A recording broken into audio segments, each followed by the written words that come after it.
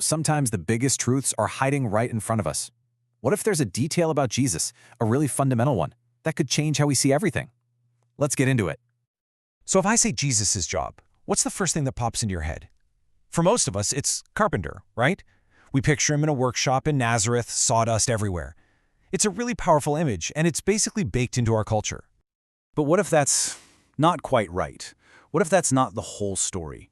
The material we're looking at today makes a pretty bold claim that this whole carpenter idea is a misunderstanding. And if we look closer at the actual texts, we find a completely different profession, one that honestly reframes his entire mission. Okay, so here's how we're going to break this down. First, we'll poke some holes in that carpenter label. Then, we'll dig into the evidence that he was actually a teacher. From there, we'll check out what the source calls the schools of Christ, which is a wild idea. We'll even look at a surprising link to a group called the Essenes. Then we'll get into what it really costs to be a disciple, and wrap it all up with the ultimate goal, building what the source calls a tower of knowledge. All right, first things first, let's tackle the big one, that job title we all just assume is true.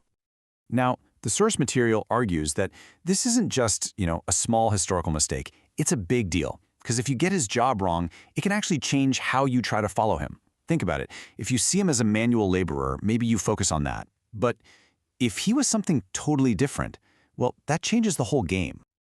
And this is where it gets really interesting. Look at this contrast. On one side, you've got what people generally think: carpenter, poor, maybe even illiterate. But on the other side, these are the titles Jesus actually used for himself, according to the Gospels: teacher, Lord, physician, king. See what's not on that list? Yep, carpenter. Okay, so if he wasn't a carpenter, what was he? Let's dig into the evidence. And the case for him being a teacher, well, it's pretty strong, and it comes straight from the texts themselves. Check this out. Over 60 times. 60! That's not just a one-off comment. That's how people knew him.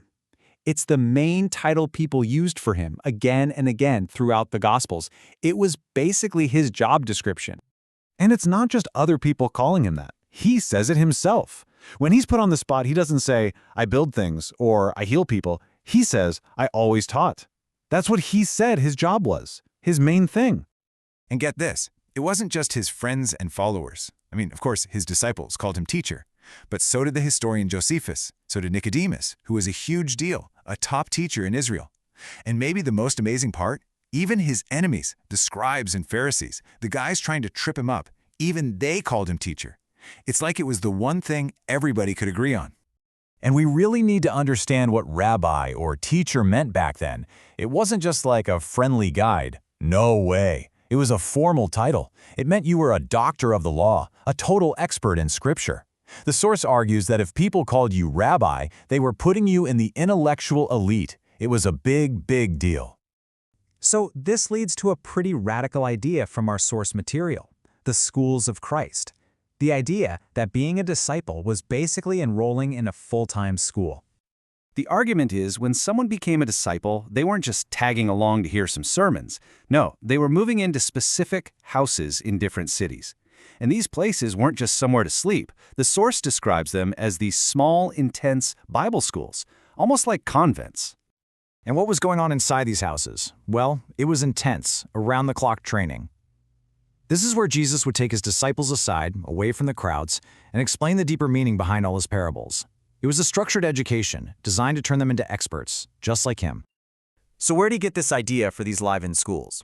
Well, the source points to this really fascinating historical parallel, a super devout and scholarly Jewish group from that time called the Essenes. Just look at how similar they were, based on what the historian Josephus wrote. The Essenes, they held all their stuff in common. Jesus told his followers to sell everything they had. The Essenes lived together in these houses in every city. Jesus' disciples stayed in designated houses. Essenes had a procurator to run the house. Jesus talked about a steward. Both groups had to give up their personal wealth and family ties. The overlap is just uncanny. And here's the kicker. In the Gospels, you see Jesus going head-to-head with the other big Jewish groups, the Pharisees and the Sadducees, all the time. But the Essenes, according to the source, he never says a single bad word about them. That silence, it speaks volumes. Okay, so if becoming a disciple was like enrolling in one of these intense Essene-style schools, what did you have to do to get in?